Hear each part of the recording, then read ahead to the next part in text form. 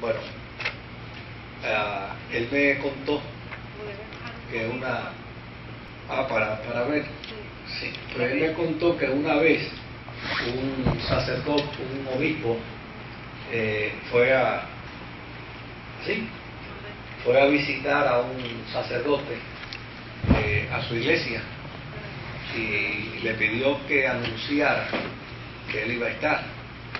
Y obviamente cuando el obispo fue, no había nadie ese domingo en la iglesia.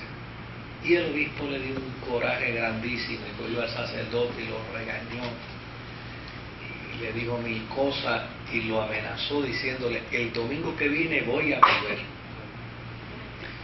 y más vale que la iglesia cuando yo vuelva esté llena, porque si no, yo lo voy a trasladar. Así que al otro domingo el obispo vino y la iglesia estaba repleta. Y el obispo estaba bien contento y lo llamó a la oficina y le dijo: oye, ven acá, dime cuál fue el secreto para tú lograr de un domingo a otro que la iglesia se llenara. Y él le dijo al obispo: no le dije a nadie que usted venía.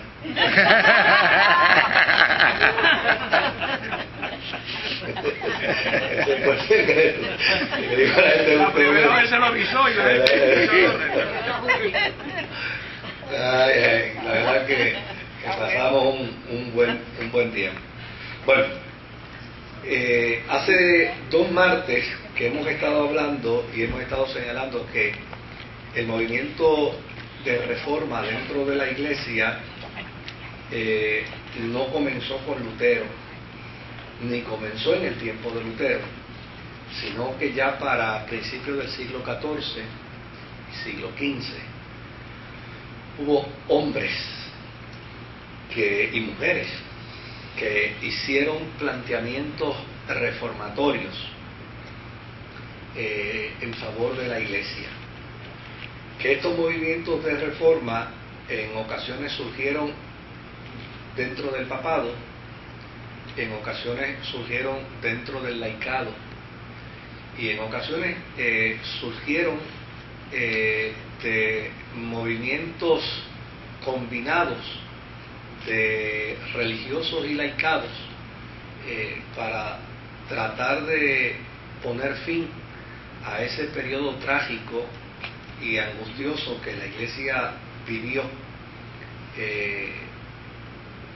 prácticamente de oscurantismo, de ignorancia y por sobre todas las cosas de males morales, de males éticos, y desde luego pues hablamos de la práctica de la simonía, que era la práctica aquella donde se vendían títulos ministeriales.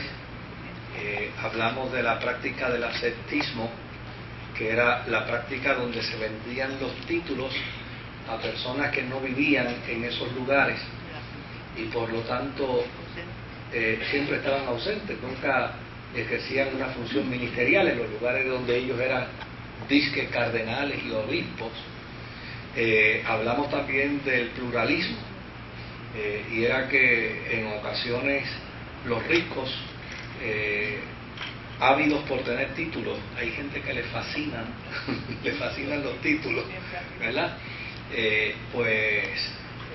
No solamente se conformaban con ser obispos de un sitio, sino también querían ser obispos de otro y arzobispos de otro y cardenal de otro. Entonces pues la iglesia en esa medida pues vendía esos títulos. Dijimos que esa corrupción empezaba en el papado, pero que finalmente empezó también a practicarse pues dentro de esa pirámide, ¿no? Pues si el papa arriba presiona para que se haga, pues los de abajo también presionamos para que los de abajo también en alguna medida nos beneficien. Había bastante corrupción y esto daba a entender dentro de mucha gente la necesidad de que hubieran movimientos de reforma. Entre los movimientos de reforma que hablamos la semana pasada está el movimiento de la reforma conciliar, que fue precisamente el movimiento que surge como resultado de unos planteamientos de un tal Guillermo Kuhn, que postulaba y planteaba que el poder no debía radicar en una persona, sino debía radicar en la iglesia. Es decir, un sistema de gobierno, algo así como pseudo-congregacional, medio congregacional, no congregacional del todo, pero sí que hubiera una gente que dictara las pautas, que dictara las reglas, y que si el Papa no se ajustaba a esas reglas, pues ya necesariamente pues esa gente tenía la facultad para eliminar. Por un buen tiempo la Iglesia fue dirigida por ese movimiento conciliar, limitando el poder papal, cortando sus recursos económicos. Mencionamos que hubo momentos en la Iglesia donde hubo más de un papa, en ocasiones llegaron a haber inclusive hasta 3 papas simultáneamente. Claro, pero había un dato interesante, y es que la historia de la Iglesia comienza en Oriente, después se traslada a Occidente, porque Oriente se quedó allá, ¿no?, con su concepto religioso original, y ya necesariamente pues estaban rezagados. Pero ya en esta época, siglo XIV, la Iglesia de Oriente, así como el Imperio, estaban pasando ya por su peor crisis. Ya el poder imperial, oiga, duró mucho, ¿verdad?, el poder del Imperio Romano, pero ya el poder imperial estaba herido de muerte y estaba languideciendo. Así es que tanto el patriarca, ¿se acuerdan que el Papa en Oriente no se llamaba Papa, sino se llamaba patriarca de la Iglesia? Tanto el patriarca de la Iglesia oriental como el emperador de aquel entonces trataron de hacer algún tipo de gestión para reconciliarse con la Iglesia de Occidente. Habían pasado casi 400 años de separación, y ya sencillamente pues en esos 400 años pues el cisma entre la Iglesia de Oriente y la Iglesia de Occidente se había demarcado bastante fuerte.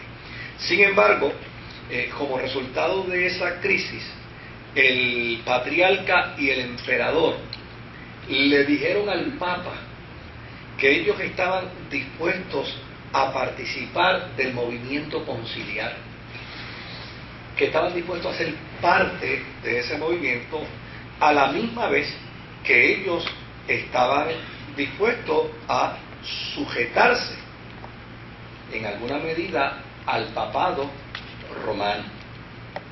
Claro, cuando esa petición llega, ellos ponen una condición. Dice, mira, la condición es que el concilio está radicado en Basilea y para nosotros nos queda muy distante.